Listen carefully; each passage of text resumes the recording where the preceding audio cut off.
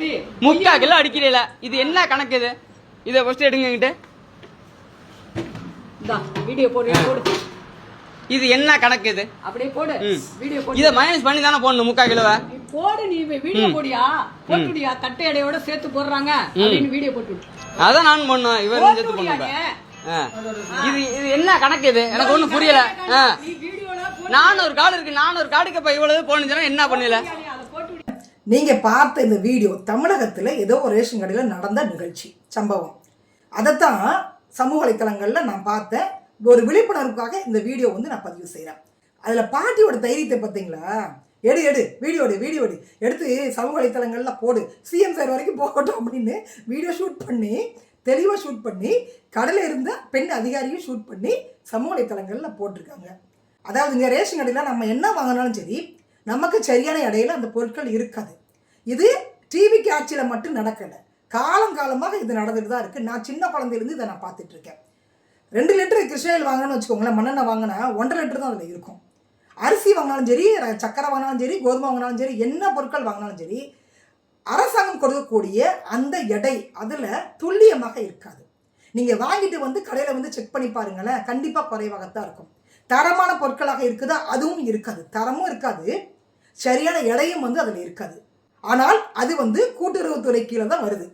தமிழகத்தில் 35லேருந்து 38 துறைகள் வரைக்குமே, அதாவது அரசாங்கம் நினைக்கிறது தான்.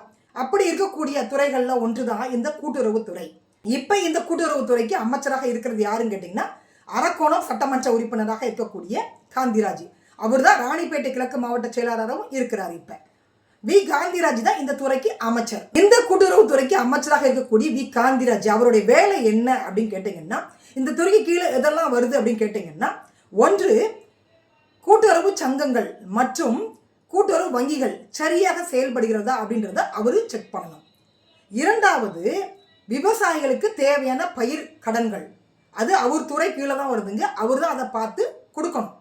எந்தெந்த விவசாயிகள் எவ்வளோ பயிர் கடன் கேட்குறாங்க, எவ்வளோ ஏக்கரில் விவசாயம் பண்ணுறாங்க, என்னென்ன பண்ணுறாங்க, இதெல்லாம் வந்து அமைச்சர் தான் செக் பண்ணணும். 3வது பொது விநியோக முறை. இந்த ரேஷன் கடையை பொறுத்த வரைக்கும் அங்கே தட்டுப்பாடு இல்லாமல் மக்களுக்கு பொருட்கள் கொடுக்கணும்.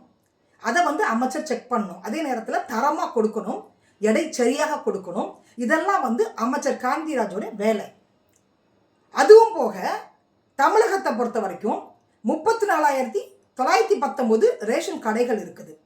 3 விதமான ரேஷன் அட்டைகள் இருக்குது. என்னன்னு கேட்டிங்கன்னா, ஒன்று வந்து அரிசி அட்டை, 2வது சக்கரை அட்டை, 3வது வந்து அடையாளத்துக்கு மட்டும் வச்சிருப்பாங்க. இப்படி 3 விதமாக அரசாங்கம் பிரித்து கொடுத்துட்டு இருக்கிறாங்க. அதே மாதிரி தமிழகத்தை பொறுத்த வரைக்கும் 2,28,00,000 அட்டைதாரர்கள், குடும்ப அட்டைதாரர்கள் இருக்காங்க.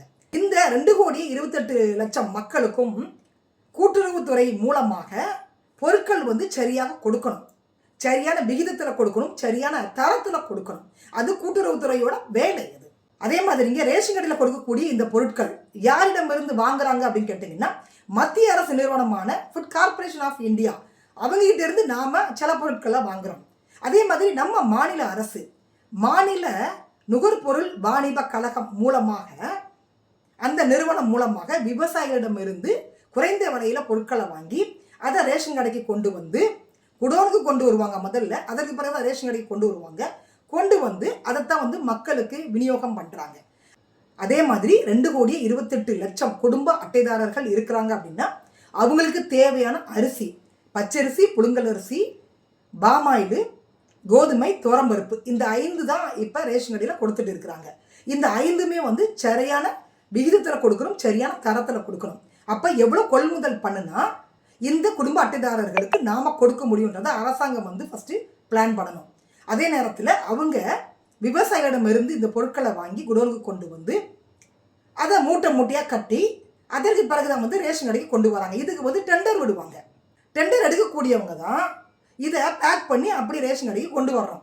அப்போ 500 கிலோ சக்கரை ஒரு மூட்டையில் இருக்கணும் அப்படின்னா அங்கே பார்த்தீங்கன்னா 450 கிலோ தான் இருக்கும்.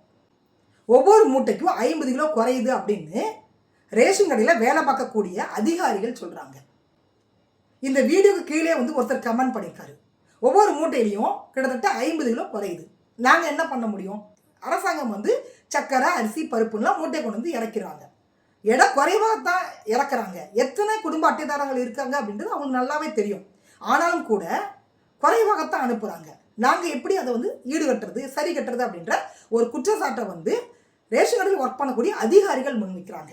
சரிங்க, 2,28,00,000 குடும்ப அட்டைதாரர்கள் தமிழகத்தில் இருக்கிறாங்க அப்படின்னா அவங்களுக்கெல்லாம் வந்து நீங்கள் எத்தனை கிலோ அரிசி கொடுக்குறீங்க, சக்கரை கொடுக்குறீங்க, கோதுமை கொடுக்குறீங்க, பாமாயில் கொடுக்குறீங்க, துவரம்பருப்பு கொடுக்குறீங்க. இந்த கணக்கு உங்களுக்கு ஏற்கனவே நல்லாவே தெரியும். அப்போ எத்தனை மூட்டைகள் வந்து இறங்குது, அந்த மூட்டையை வந்து நீங்கள் உடனே வந்து எடை போடுறீங்க. எடை போட்ட பிறகு தான் உள்ள ரேஷன் கடைக்குள்ளே நீங்கள் அடுக்குறீங்க. நான் பார்த்துருக்கேன் இதெல்லாம். அப்போ இமீடியட்டாக வந்து இதை வந்து நீங்கள் அரசாங்கத்திட்ட தெரிவிக்கணும். நிறைய பேர் தெரிவிச்சிருப்பாங்க. தெரிவிச்சும் கூட அரசாங்கம் நடவடிக்கை எடுக்கலை அப்படின்னா நாம் தொடர்ச்சியாக வீடியோ பதிவு தான் செய்யணும். அதே மாதிரிங்க 2,28,00,000 குடும்ப அட்டைதாரர்கள் இருக்கிறாங்கன்னா எல்லாருமே வந்து மாதம் ரேஷன் பொருளை வாங்குறாங்க, சரியாக வாங்கிறாங்களா? அப்படிலாம் இல்லை.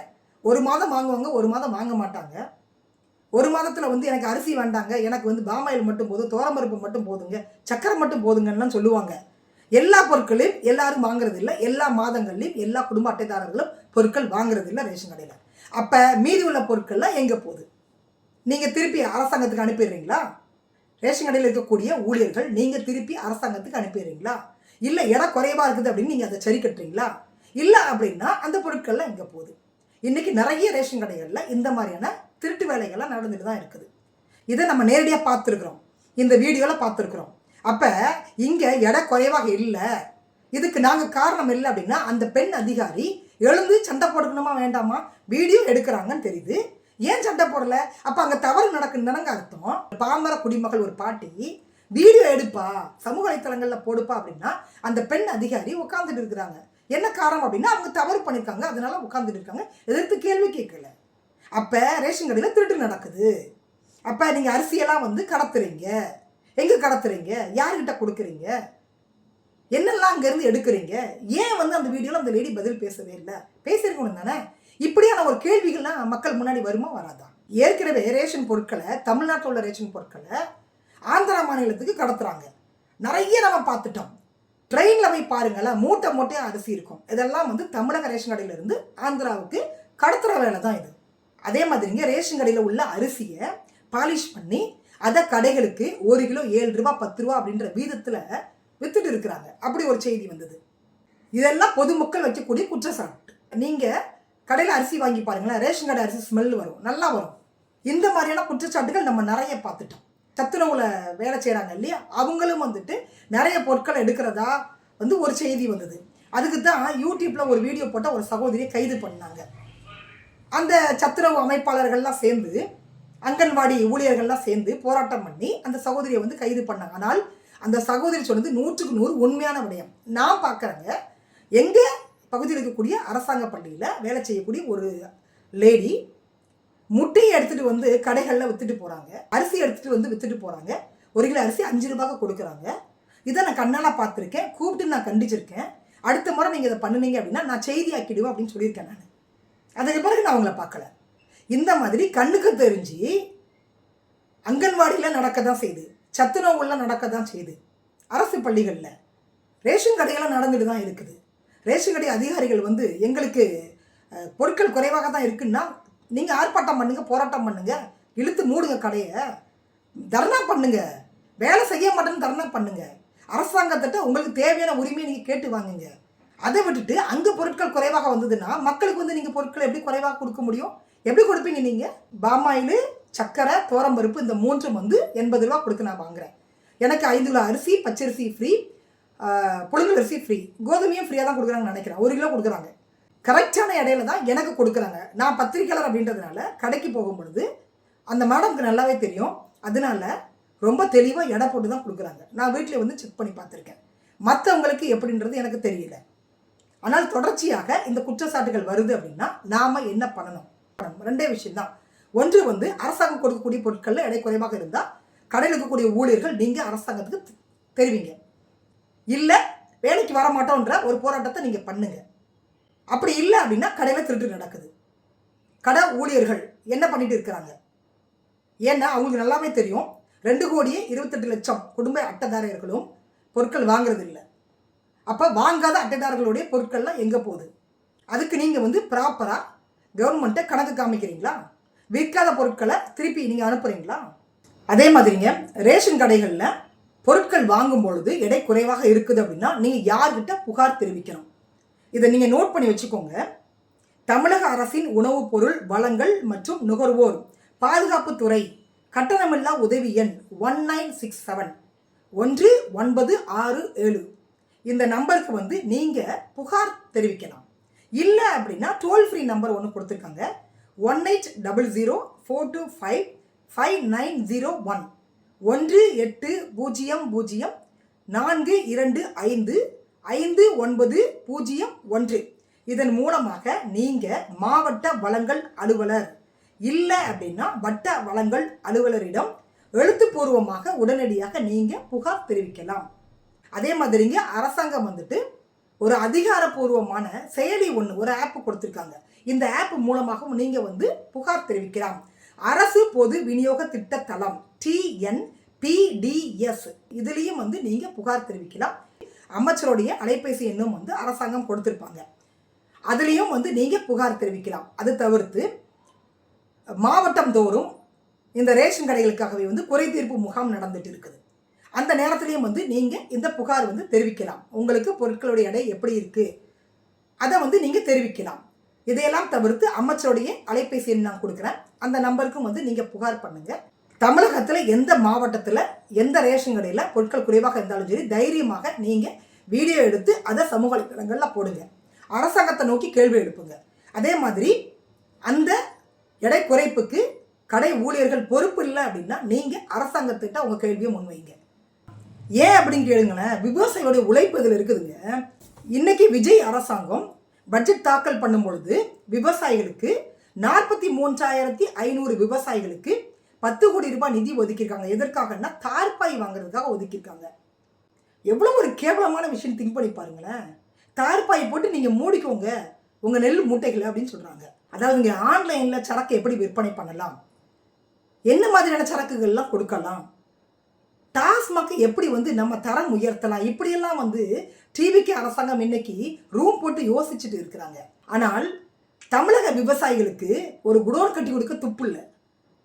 தார்பாய்க்கு 10 கோடி ரூபாய் நிதி ஒதுக்கியிருக்காங்க. நீங்கள் எங்கேயாவது கேள்விப்பட்டிருப்பீங்களா? அதை ஏங்க குடோன் கட்டி கொடுங்க.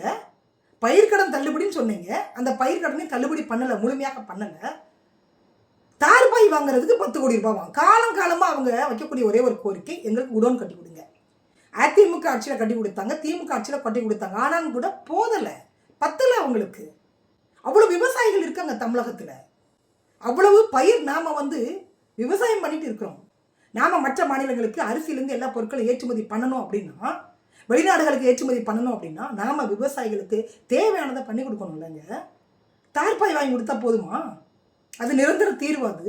அதே மாதிரி அவங்க விளைவித்த அந்த பொருட்களை அரசாங்கம் வந்து சரியான முறையில் கொள்முதல் பண்ணுறதில்லை. அதனால அது மழையிலையும் வெயிலையும் கடந்து ரொம்ப போயிடுது. அப்புறம் அந்த நஷ்ட ஈடை யார் கொடுக்கறது? அரசாங்கம் தானே கொடுக்கணும். டெண்டர் விட்டு தான் விவசாயிடமிருந்து இவங்க பொருட்களை வாங்குறாங்க, அடிமாட்டு விலைக்கு தான் வாங்குறாங்க. ஏன்னா மக்களுக்கு இலவசமாக கொடுக்குறாங்கல்ல. மறுபடியும் நான் சொல்கிறேன், ரேஷன் கடைகளில் பொருட்கள் குறைவாக இருந்ததுன்னா நான் சொன்ன மாதிரி நீங்கள் புகார் தெரிவிங்க. தொடர்ச்சியாக இதே மாதிரி தான் நடக்குது அப்படின்னா வீதியில் வந்து போராட்டம் பண்ணுறது தவிர நமக்கு வேறு வழி இல்லை. இந்த மாதிரி உங்கள் மாவட்டங்களில் நடக்கக்கூடிய ரேஷன் கடையில் நடக்கக்கூடிய தில்லு முள்ளு திருட்டுத்தனத்தை இந்த வீடியோ எடுத்து சமூக வலைத்தளங்களில் பரப்பி விடுங்க. இது அரசாங்கம் வரைக்கும் போகட்டும். தமிழக அமைச்சரை பொறுத்த வரைக்கும் 1,4 1,4 லட்சம் வரைக்கும் நாம் நம்மளுடைய வரிப்பணத்திலேருந்து சம்பளமாக கொடுத்துட்ருக்கோம். சைரன் வச்ச கார் வேற அவருக்கு, அது போக அவருக்கு எல்லா சலுகைகளும் நாம் கொடுத்துட்ருக்கோம். ஆனாலும் கூட இங்கே ரேஷன் கடைகளில் இந்த மாதிரியான வேலைகள் நடந்துட்டு தான் இருக்குது. இதை அமைச்சர் கவனிக்கிறாரா இல்லையான்றது நமக்கு தெரியல. கூட்டுறவுத்துறை அமைச்சர் வி காந்திராஜ் அவர் பார்க்குற வரைக்கும் இந்த வீடியோ வந்து கண்டிப்பாக ஷேர் பண்ணுங்கள். அதே மாதிரி இன்றைக்கி இருக்கக்கூடிய டிவிக்கு அமைச்சர்கள்லாம் ரீல்ஸ் போடுறதுல தான் மும்மரமாக இருக்கிறாங்க. இந்த மாதிரியான தவறுகள் எல்லாம் தட்டி கேட்கறது இல்லை. குறைந்தபட்சம் அவங்க அதை பார்க்கறது கூட இல்லை, செய்திகளில் கூட படிக்கிறது இல்லை. இதே வந்து அரசாங்கம் சரி பண்ணுவாங்களா, கூப்பிட்டு கண்டிப்பாங்களா அப்படின்றத நாம் பொறுத்திருந்து பார்க்கலாம். உங்களோட கருத்து என்னதை நீங்கள் பதிவு பண்ணுங்கள். மீண்டும் சந்திக்கலாம். நன்றி, வணக்கம்.